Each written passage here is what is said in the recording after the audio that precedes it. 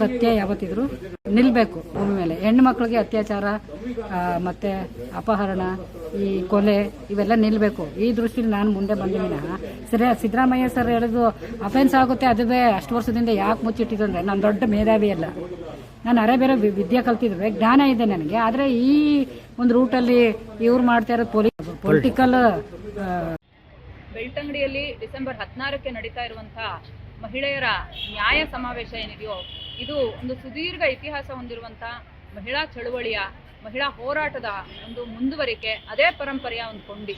ಯಾಕಂದ್ರೆ ಧರ್ಮಸ್ಥಳದಲ್ಲಿ ನಡೀತಾ ಬಂದಿರುವಂತಹ ಮಹಿಳೆಯರ ಮೇಲಿನ ದೌರ್ಜನ್ಯಗಳು, ಸಾಮಾನ್ಯ ನಾಗರಿಕರ ಮೇಲಿನ ದೌರ್ಜನ್ಯಗಳು, ಮಹಿಳೆಯರ ನಾಪತ್ತೆ, ಅಪಹರಣ, ಅತ್ಯಾಚಾರಗಳು, ಕೊಲೆಗಳು, ಇಂಥದ್ರ ವಿರುದ್ಧನೇ ಸುದೀರ್ಘ ಕಾಲದಿಂದ ಮಹಿಳಾ ಚಳುವಳಿ ಕೆಲಸ ಮಾಡ್ತಾ ಬಂದಿರುವಂಥದ್ದು. ಮಹಿಳಾ ಹೋರಾಟಗಳು ನಡೆದಿರೋದೇನೆ ಅಂತ ದೌರ್ಜನ್ಯಗಳು ನಡಿಬಾರ್ದು. ಮಹಿಳೆಯರು, ಪುರುಷರು ಮತ್ತು ಎಲ್ಲಾ ಮಾನವರು ಕೂಡ ಸಮಾನರಾಗಿ ಸಹಜೀವಿಗಳಾಗಿ ಬದುಕುವಂತ ಒಂದು ಉತ್ತಮವಾದಂತ ಆರೋಗ್ಯಕರವಾದಂತ ಸಮಾಜ ವ್ಯವಸ್ಥೆ ನಿರ್ಮಾಣ ಆಗಬೇಕು ಅನ್ನೋ ಕಾರಣಕ್ಕೆ. ಹಾಗಾಗಿ ಇದು ಮಹಿಳೆಯರೆಲ್ಲರನ್ನೂ ಒಂದು ಕಡೆ ಸೇರಿಸುವಂತ, ಮಹಿಳೆಯರೆಲ್ಲರನ್ನು ಒಗ್ಗಟ್ಟು ಮಾಡುವಂತ ಸಂದೇಶ ನೀಡುವ ಒಂದು ಕಾರ್ಯಕ್ರಮ. ನ್ಯಾಯ ಸಮಾವೇಶದ ಉದ್ದೇಶ ಮಹಿಳೆಯರ ಘನತೆಯ ಬದುಕುವ ಹಕ್ಕನ್ನ ಹೇಳುವಂಥದ್ದು ಮತ್ತು ಮಹಿಳೆಯರಿಗಾಗಿ ಎಂಥದ್ದೇ ಸಂದರ್ಭದಲ್ಲೂ ಮಹಿಳೆಯರ ನ್ಯಾಯವನ್ನು ಕಸಿಯುವಂಥವ್ರು ಎಷ್ಟೇ ಪ್ರಭಾವಿಗಳು ಮತ್ತು ಬಲಾಢ್ಯರಾಗಿದ್ದಾಗಲೂ ಕೂಡ ಅವರಿಗೆ ನ್ಯಾಯ ಬೇಕೇ ಬೇಕು. ಅದಕ್ಕೋಸ್ಕರ ಯಾವ ಸರ್ಕಾರಗಳಾಗ್ಲಿ ಅಥವಾ ವ್ಯವಸ್ಥೆ ಅವರ ಪರವಾಗಿ ನಿಲ್ಲದೇ ಇದ್ರೂ ಮಹಿಳಾ ಸಮುದಾಯ ಮಹಿಳೆಯರ ನ್ಯಾಯಕ್ಕಾಗಿ ಎದ್ದು ನಿಲ್ಲುತ್ತೆ ಮತ್ತು ದನಿ ಎತ್ತುತ್ತೆ ಅನ್ನೋದನ್ನ ಘೋಷಿಸುವಂಥದ್ದು ಇದರ ಉದ್ದೇಶ. ಬೆಳ್ತಂಗಡಿಗೆ ನೀವು ಬನ್ನಿ, ನಾವೆಲ್ಲರೂ ಸೇರಿ ಮಹಿಳೆಯರಿಗೆ ನ್ಯಾಯ ಸಿಗೋದನ್ನ ಖಾತ್ರಿಪಡಿಸೋಣ. ಎಲ್ರಿಗೂ ನಮಸ್ಕಾರ. ಇದೇ ತಿಂಗಳ ಧರ್ಮಸ್ಥಳದ ಬೆಳ್ತಂಗಡಿಯಲ್ಲಿ ನಡೆಯುವ ಡಿಸೆಂಬರ್ 16ನೇ ತಾರೀಕು ಸೌಜನ್ಯ, ಪದ್ಮಾವತಿ, ವೇದವಲ್ಲಿ ಇನ್ನು ಮುಂತಾದ ಅನೇಕ ಹೆಣ್ಣು ಮಕ್ಕಳ ಅಸಹಜ ಸಾವುಗಳ ಬಗ್ಗೆ ಕೊಂದವರು ಯಾರು ಎಂಬ ಪ್ರಶ್ನೆಗೆ ಉತ್ತರ ಕೇಳಲಿಕ್ಕೆ ಹೊರಟಿದ್ದೇವೆ. ನಾನು ಭಾಗವಹಿಸುತ್ತೇನೆ. ಎಲ್ಲ ಜಿಲ್ಲೆಗಳಿಂದ ಅಕ್ಕ ತಂಗಿಯರೇ ನೀವು ಭಾಗವಹಿಸಿ ಎಂದು ತಮ್ಮಲ್ಲಿ ಕೇಳಿಕೊಳ್ಳುತ್ತೇನೆ. ಕೆಲಸಗಳನ್ನ ತಿರ್ಚಿ ಉರ್ಚಿ ಹೆಂಗ್ ಮಾಡ್ತಾ ಇದ್ರು ಅದೇ ತರ ನಾನು ಈ ಪೊಲೀಸ್ ರೂಟಲ್ಲಿ ಹೋಗೋ ರೀತಿ ನೀತಿ ನನಗೆ ಗೊತ್ತಿಲ್ಲ. ಇಲ್ಲಿ ಇರೋಳು, ಮಂಡ್ಯದಲ್ಲಿರೋಳು ಧರ್ಮಸ್ಥಳಕ್ಕೆ ಹೋಗಿ ನಾನು ಹೋಗಿ ನನ್ನನ್ನು ಹಿಡೀರಿ, ನಾನು ಸಾಕ್ಷಿ ಹೇಳ್ತೀನಿ ಅಂತ ಹೋಗೋರ್ ಮುಂದೆ ಹೇಳಕ್ಕಾಗುತ್ತೆ? ನಾನು ಇದು ನನ್ನೂರ, ನನ್ನ ಕಣ್ ಮುಂದೆ ಇದನ್ನ ಏನು ನಡೆದಿರೋದು ಅದು ನಾನು ಮನಸ್ಸಲ್ಲಿ ಇಟ್ಕೊಂಡಿರ್ತೀನಿ. ಅದನ್ನ ನಾನು ಯಾವಾಗ ಸಂದರ್ಭ ಸಿಕ್ತು ನನಗೆ SIT ರಚನೆ ಮಾಡಿದ್ದಾರೆ, ಪ್ರಾಮಾಣಿಕವಾದ ತನಿಖೆಯಲ್ಲಿ ನಡೆಯುತ್ತೆ, ಅಲ್ಲಿ ನನ್ನ ಹೇಳಿಕೆಗೆ ಬೆಲೆ ಸಿಗುತ್ತೆ ಅನ್ನೋ ಒಂದು ಕನ್ಫರ್ಮ್ ನಾನು ಮಾಡಿಕೊಂಡು ಅಲ್ಲಿಗೆ ಹೋಗಿ ಹೇಳಿಕೆ ಕೊಟ್ಟೆ. ನಾನು ಪೊಲೀಸ್ನವ್ರ ಮುಂದೆ ಹೇಳಿಕೆ ಕೊಟ್ಟಿದ್ರೆ ಅವ್ರು ಸತ್ತಿರೋರ ಜೊತೆಗೆ ನಾನು ಸೇರ್ಕೊಂತ ಇದ್ದೆ. ಎಲ್ಲಿ ಹೇಳಿಕೆ ಕೊಡಬೇಕಾಯ್ತು? ಸಿದ್ದರಾಮಯ್ಯ ಸರ್ ಈ ಥರ ಹೇಳಿದಕ್ಕೆ ನಾನು ಈ ಮಾತು ಹೇಳ್ತಾ ಇದ್ದೀನಿ. ಅವರು ಒಂದು ಲಾಯರ್ ಆಗಿ ಅವರು ಹೇಳೋ ರೀತಿ ಅದು ಸರಿ ಇಲ್ಲ. ನಾನೊಂದು ಮಹಿಳೆಯಾಗಿ ಇಷ್ಟು ಸಾಕ್ಷಿಯಾಗಿ ಗೊತ್ತಿದ್ದ ಯಾಕೆ ಹೇಳಿಲ್ಲ ಇಷ್ಟು ದಿವಸ? ಅವ್ರ ಮುಂದೆ ಹೋಗಿ ಹೇಳ್ಬೇಕಾಗಿತ್ತ? ಅವ್ರ ಮುಂದೆ ಹೇಳೋಗೋಗ ಅವ್ರನ್ನ ವಿಸಿಟ್ ಮಾಡೋಕೆ ನಮ್ಗೆ ಅವಕಾಶ ಕೊಡೋದಿಲ್ಲ. ಇನ್ನು ಅವ್ರು ಬಂದು ಕಷ್ಟ ಸುಖ ಕೇಳ್ತಾರ. ಅವರು ಅವ್ರ ಹಿಂದೆಗಡೆ ಇರೋರನ್ನೆಲ್ಲ ನಮ್ಮ ಮನೆಗಳ ಹತ್ರ ಕಳಿಸ್ತಾರೆ ಓಟ್ ಗಿಟ್ಟಿಸ್ಕೊಳಕ್ಕೆ. ಓಟ್ ಗಿಟ್ಟಿಸ್ಕೊಂಡು ಆದ್ಮೇಲೆ ಒಂದು ಹೆಣ ಬಿದ್ದಿದ್ರು ಅವ್ರು ಬಂದು ನೋಡಲ್ಲ. ಇವ್ರನ್ನ ಯಾವ ನಂಬಿಕೆ ಮೇಲೆ ಹೋಗಿ ನಾನು ಹೇಳ್ಬೇಕು? ನೋಡಿ, ಅವರು ಒಂದು ಹಾಡು ಕೊಟ್ಟಿದ್ರು, ಅದನ್ನ ನೋಡ್ಬಿಟ್ಟು ಅವ್ರ ಮುಂದೆನಾರು ಹೇಳೋಬೋದು. ಸಾರ್ವಜನಿಕರು ಸೇರ್ತಾರೆ ಇಲ್ಲಿ, ಆ ಜನರ ಮುಂದೆನಾರು ಹೇಳ್ಬೋದಲ್ಲ ಅಂತ ನಾನು ಅಲ್ಲಿಗೆ ಬಂದೆ ಹುಡ್ಕೊಂಡು. ಅಲ್ಲಿಗೆ ಬರಲಾಗಿ SIT ರಚನೆ ಮಾಡಲಾಗಿ ನನಗೊಂದು ಅವಕಾಶ ಸಿಕ್ತು. ಹೋಗಿ ಹೇಳೋಣ ತಡಿ, ಸತ್ಯ ಬೆಳಕಿಗೆ ತರಬೇಕು, ಇಂಥ ಅನ್ಯಾಯಗಳಾಗಬಾರ್ದು. ಆ ಹುಡುಗಿನ ನಾನು ನೋಡಿದ್ದೇನೆ. ಆದರೆ ಸೌಜನ್ಯ ಅಂತ ನಾನು ಎಲ್ಲಿನೂ ಹೇಳಿಲ್ಲ, ಸೌಜನ್ಯನೇ ಅಪಹರಣ ಮಾಡಿದ್ದಾರೆ ಅಂತ ನಾನು ಮೊದಲು ಎಲ್ಲಿನೂ ಹೇಳಿಲ್ಲ.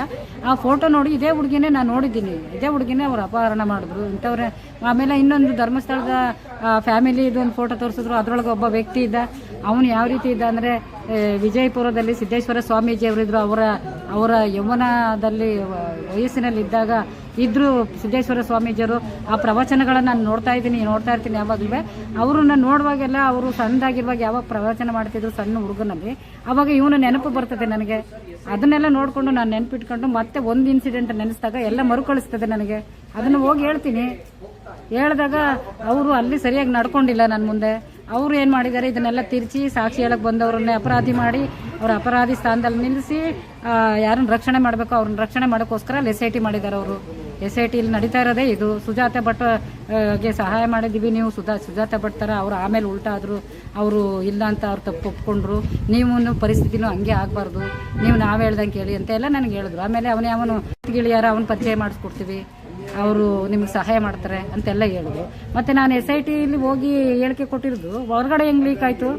SIT ಪ್ರಾಮಾಣಿಕತೆಯಿಂದ ಮಾಡ್ತಾ ಇದೆಯಾ? ಇಲ್ಲ, ಅಲ್ಲಿಗೆ ಗೊತ್ತಾಯಿತು.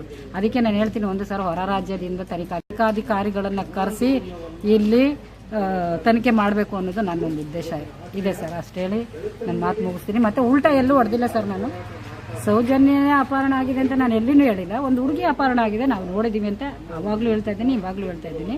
ಇದನ್ನು ಎಲ್ಲಿ ಬೇಕಾದರೂ ಹೇಳ್ತೀನಿ. ಇವರು ಕೂಲಿಗೋಸ್ಕರ, ಇವರು ಅವ್ರದ ಒಂದು ಪಾಸ್ ಮಾಡ್ಕೊಳ್ಳೋಕ್ಕೋಸ್ಕರ ಏನು ಮಾಡಿದ್ದಾರೆ, ಉಲ್ಟಾ ಹೊಡೆದು ಚಿಕ್ಕ ಕೆಂಪಮ್ಮನವರು ಉಲ್ಟಾ ಹೊಡೆದಿದ್ದಾರೆ. ಅವರ ಸಹೋದರನೇ ನಂಬ್ತಾ ಇಲ್ಲ. ಅವನ ಸರ್ಟಿಫಿಕೇಟು, ಅವನ ನಂಬಿಕೆ ನನಗೆ ಬೇಕಾಗಿಲ್ಲ. ಇವ್ರು ಜಡ್ಜು ಅಲ್ಲ, ಮತ್ತು ಕೋರ್ಟು ಅಲ್ಲ. ಇವರು ಯಾರು ನನ್ನ ಬಗ್ಗೆ ತೀರ್ಪು ಕೊಡೋಕ್ಕೆ? ಯಾರು ಅಲ್ಲ. ಕಣ್ಣಿಂದ ನೋಡಿದ್ದೀನಿ. ಮತ್ತೆ ಒಂದು ನಾನು ಕೆಲಸ ಮಾಡಿರೋ ಜಾಗದಲ್ಲಿ ಇದನ್ನ ತಿದ್ದಿದ್ದಾರೆ ಹೋಗಿ. ಆ ಒಂದು ಕಚಡ ಕೆಲಸ ಮಾಡಿದ್ದಾರೆ. ನಾವು ತಿದ್ದಬೇಕು ಅಂದರೆ, ನಾವೇನಾದ್ರು ಮಾಡಬೇಕು ಅಂದರೆ ನಮ್ಗೆ ಗೊತ್ತಿರುತ್ತೆ ಐಡಿಯಾ ಮಾಡಬೇಕು ಅಂತ. ಅದೇ ನಿಮ್ದು ಸೈನು ಮತ್ತೆ ಎಷ್ಟು ಬದಲಾಯಿಸಿರೋದು ಏನೋ ಆಗಿದೆ ಅಂತ. ಅದೇ ಸರ್, ಅದನ್ನ ತಿದ್ದಿದ್ದಾರೆ. ಅವರು ಯಾರನ್ನೋ ಬಿಟ್ಟು ಕೆಲಸ ಮಾಡಿಸಿದ್ದಾರೆ. ಅವ್ರಿಗೆ ಸರಿಯಾಗಿ ಮಾಡೋಕೆ ಬಂದಿಲ್ಲ. ಅದನ್ನ ಅವ್ರು ಏನು ಮಾಡಿದ್ದಾರೆ, ಎಲ್ಲ ಹೆಸರುಗಳನ್ನು ತಿದ್ದಕ್ಕೆ ಟ್ರೈ ಮಾಡಿದ್ದಾರೆ. ಆವಾಗ ಇವ್ರು ಏನು ಮಾಡಿದ್ದಾರೆ, ಅಯ್ಯೋ ಎಲ್ಲ ಹೆಸರನ್ನು ತಿದ್ದಬೇಡಮ್ಮ, ಇದು ಮಾತ್ರ ತಿದ್ದು, ಅದು ಮಾತ್ರ ಅಳಿಸು ಅಂತ ಎಲ್ಲ ಮಾಡಿದ್ದಾರೆ. ಅದು ಚೆನ್ನಾಗಿ ಅಳಿಸಿದ್ದಾರೆ, ವೈಟ್ನರ್ ಹಾಕಿಲ್ಲ. ಯಾವ್ದಾದ್ರು ಕೆರೆದಿದ್ದಾರೆ, ಅದನ್ನು ಕೆರೆದು ತಿದ್ದಿ ಮಾಡಿ ಅದನ್ನು ಕಚಡ ಮಾಡಿ ಇಟ್ಟಿದ್ದಾರೆ. ಅದ್ರ ಬಗ್ಗೆನೂ ತನಿಖೆ ಆಗಲಿ ಸರ್. ಹಂಗೇನಾದ್ರು ಆಗೋದಾದ್ರೆ ಅದು ನಮ್ಮ ಅಧಿಕಾರಿಗಳು, ನಾನು ಅದನ್ನು ತಿದ್ದಿದಾಗ ನಮ್ಮ ಅಧಿಕಾರಿಗಳು ಇದ್ದರು. ನಮ್ಮ ಅಧಿಕಾರಿಗಳು ಕ್ಯಾಕರಿಸಿ ಉಗುದಿ ನನ್ನನ್ನು ಹೋಗು, ನೀನು ಕೆಲಸ ಬಿಟ್ಬಿಟ್ಟು ನೀನು ಸರ್ಕಾರಿ ಕೆಲಸಕ್ಕೆ ಈ ಥರ ಮಾಡಿ ಮಸಿ ಬಳಿತಾ ಇದೆಯಾ, ನೀನು ಕೆಲಸಗಳು ಮಾಡೋ ಬಂದಿದೆಯಲ್ಲಿ ನೀನು ಅಂತ ಹೇಳಿ ಕಳಿಸ್ತಿದ್ರು ಸರಿಯಾಗಿ. ಇದಕ್ಕೆ ನಮ್ಮ ಅಧಿಕಾರಿಗಳು ಹೊಣೆಯಲ್ಲ, ಅಲ್ಲಿ ಮಾಡ್ತಾ ಇರೋ ಕೆಲಸಗಾರರು ಹೊಣೆಯಲ್ಲ. ಯಾರೋ ಗೂಢಚಾರಿಗಳು ಮಾಡಿರೋ ಕೆಲಸ ಇದು ಅಂತ ನಾನು ಎಲ್ಲ ಇವನು ಕುತಂತ್ರ ಮಂಜು ಕೂಡ ಮಂಡಿದವನೇ. ಅವನು ಮಂಡ್ಯದಲ್ಲಿ ಮೊಮ್ಮಗ. ಅವನು ಅವ್ರ ಅಪ್ಪ ಅಮ್ಮನೂ ಇಲ್ಲೇ ಇದ್ದಾರೆ ಪಾಪ. ಅವ್ರು ಒಳ್ಳೆ ಸಭ್ಯರು, ಸುಸಂಸ್ಕೃತರು. ಅವರು ಹೊಟ್ಟೆಗೆ ಇವನೊಬ್ಬ ಹುಟ್ಟಿದ್ದಾನೆ. ಇವನು ಅಂತ ಅವನೇ ಪರಿಚಯ ಮಾಡಿಕೊಟ್ಟ ನನಗೆ. ಇವನು ಇಂಥ ಕಚಡ ಕೆಲಸ ಮಾಡೋಕ್ಕೆ ಇವರೆಲ್ಲ ಒಂದು 3 ಜನ ಇದ್ದಾರೆ ಸರ್ ಇಲ್ಲಿ. ಇವನು ಹೇಳಿದ ಶಿವಕೆಂಪಯ್ಯನೂ, ಆಮೇಲೆ ಇನ್ನೊಬ್ಬ ಇದ್ದಾನೆ, ಇವನೊಬ್ಬ. ಇವ್ರು 3 ಜನ ಸೇರಿಕೊಂಡು ಇವನು ಯಾಕೆಂದರೆ ಈ ಶಿವಕೆಂಪಯ್ಯನೂ ನಾನು ಎಲ್ಲೆಲ್ಲಿ ಕೆಲಸ ಮಾಡೋಕೆ ಹೋಗ್ತಿದ್ದೀನಿ ಅಲ್ಲೆಲ್ಲ ಬಂದು ನನಗೆ ನನ್ನ ಮೇಲೆ ಅವಹೇಳನಕಾರಿ ಇದನ್ನ ಹೇಳಿದ್ದಾನೆ ಎಲ್ಲ ಜನಗಳ ಜೊತೆ. ಅದನ್ನೆಲ್ಲ ಅದಕ್ಕೆಲ್ಲ ಸಾಕ್ಷಿ ಇದೆ. ಬೇಕಾರೆ ಬಂದರೆ ಪ್ರತ್ಯಕ್ಷದರ್ಶಿಗಳು ಹೇಳ್ತಾರೆ, ಶಿವಕೆಂಪಯ್ಯ ಇವ್ರ ಅಣ್ಣ ಬಂದಿದ್ದ, ಈ ಥರ ಮಾಡಿದ್ದ, ಅವಳು ಸರಿ ಇಲ್ಲ, ಅವಳಿಗೆ ಕೆಲಸ ಕಿತ್ತಾಕ್ರಿ ಅಂತ ಎಲ್ಲ ಬಂದು ಹೇಳಿದ್ದಾರೆ. ಮತ್ತು ಜೊತೆಗೆ ನಾನು ಅಧಿಕಾರಿ ಶಿವಲಿಂಗಪ್ಪ ಅನ್ನೋರ ಮುಂದೆ ಹೋಗಿ ನನ್ನ ಬಗ್ಗೆ ಅವಹೇಳನಕಾರಿ ಹೇಳಿಕೆಗಳನ್ನೆಲ್ಲ ಕೊಟ್ಟು ಅವ್ರು ಚೆನ್ನಾಗಿ ಹೋಗೋದಕ್ಕೆ ಆಕರಿಸಿ ಅವನಿಗೆ ಕಳಿಸಿದ್ದಾರೆ. ಇಷ್ಟೆಲ್ಲ ಕುತಂತ್ರ ಮಾಡಿರೋದು ಉದಾಹರಣೆಗಳಿದೆ. ಇದೇ ರೀತಿ ಅವನು ಇವಾಗ ಇದನ್ನ ಮಾಡಿ ಫೇಕ್ ದಾಖಲೆಗಳನ್ನು ತಂದು ಮುಂದಿಟ್ಟು ನನ್ನನ್ನು ಕೂಗ್ಸೋ ಪ್ರಯತ್ನ ಪಡ್ತಾ ಇದ್ದೇನೆ. ಅವನ ಹಣೆಯಲ್ಲೂ ಬರ್ದಿಲ್ಲ ನನ್ನನ್ನು ಕೂಗ್ಸಕ್ಕೆ. ಅವ್ನು ಮಾಡಿರುವಂಥ ಹಲ್ಕ ಕೆಲಸಗಳನ್ನ ಬಯಲಿಗೆ ಎಳಿತೀನಿ. ಸಾಕ್ಷಿದಾರ ಅಂದ್ರೆ ಬರಬೇಕು, ತನಿಖೆ ಮಾಡಕ್ಕೆ ಬರಬೇಕು. ನನ್ನ ಜೊತೆಲಿ ಜೀವಂತ ಸಾಕ್ಷಿಗಳು ತೋರಿಸ್ತೀನಿ ನಾನು. ಯಾಕಂದ್ರೆ 91ನಲ್ಲಿ ನಾನು SSLC ಪಾಸ್ ಮಾಡಿರೋದು ಸರ್. ಅದ್ರ ಹಿಂದೆ ಅನ್ಎಜುಕೇಟೆಡ್, ನನಗೆ ಪ್ರಾಪಂಚಿಕ ಜ್ಞಾನ ಗೊತ್ತಿರಲಿಲ್ಲ. ಅದ್ರ ಹಿಂದೆ ನಡೆದಿರೋಕ್ಕೆ ಇವನು ಮಾಡಿರುವಂಥ ಹಲ್ಕ ಕೆಲಸಗಳನ್ನ ಮುಂದೆ ಇಡ್ತೀನಿ ನಾನು. ಅದಕ್ಕೆ ಜೀವಂತ ಸಾಕ್ಷಿಗಳು ಕೊಡ್ತೀನಿ. ಇವನು ಕೊಡ್ಲಿ ಸರ್. ನಾನು ಜೈಲ್ಗೆ ಹೋಗಿದ್ದು ಬಂದಿದ್ದಕ್ಕೆ ದಾಖಲೆ ಕೊಡ್ಲಿ. ಇವನು ಕೇಸ್ ಮಾಡಲಿ ಸರ್ ನನ್ನ ಮೇಲೆ. ನಾನು ಜೈಲ್ಗೆ ಹೋಗಿದ್ದು ಬಂದಿದ್ದೆ, ಮತ್ತೆ ಯಾವುದೋ ಬೇರೆ ಹೆಸರು ಇಟ್ಕೊಂಡು ಕರೆಸ್ಪಾಂಡೆನ್ಸ್ ಮಾಡ್ತಾ ಇದ್ದೀನಿ ಅನ್ನೋದ್ರ ಬಗ್ಗೆ ಎಲ್ಲ ಇವನು ದಾಖಲೆಗಳು ಕೊಟ್ಟು ನನ್ನ ಮೇಲೆ ಕೇಸ್ ಮಾಡಲಿ ಸರ್. ಅದನ್ನು ನಾನು ಫೇಸ್ ಮಾಡ್ತೀನಿ. ಇಲ್ವಾ? ಇವಾಗ ನೋಡಿ ನಾನು ಏನು ಮಾಡ್ತೀನಿ ಅನ್ನೋದು, ಈಗ ನಾನು ಡಿಫಾಮೇಷನ್ ಕೇಸ್ ಅವ್ರ ಮೇಲೆ ಹಾಕ್ತೀನಿ ಅನ್ನೋದು ಗೊತ್ತಾದ್ಮೇಲೆ ಇವರೆಲ್ಲ ಇದನ್ನೆಲ್ಲ ಮಾಡ್ತಾ ಇದ್ದಾರೆ. ಆಮೇಲೆ ನಾನು ಧರ್ಮಸ್ಥಳಕ್ಕೆ ಹೋಗಿದ್ದು ಬಂದ ಮೇಲೆ ಇವೆಲ್ಲ ಪ್ರಚಾರಗಳು ಬರ್ತಾ ಇದ್ದಾವೆ. ಹಿಂದೆ ಯಾಕೆ ಬರಲಿಲ್ಲ? ಹಿಂದೇನು ಮಣ್ಣು ತಿಂತಿದ್ದೆ ಅವನು. ಅದೇ ಇದನ್ನೆಲ್ಲ ಹಿಂಗೆಲ್ಲ ಕೇಳ್ಬಿಟ್ಟು ಸರ್ ಇವಾಗ ನಾನು ಇವಾಗ ಮುಂದಿನ ಕ್ರಮಕ್ಕೆ ನಾನು ರೆಡಿಯಾಗಿದ್ದೀನಿ, ಮಾಡ್ತೇನೆ ಸರ್ ಅದನ್ನು.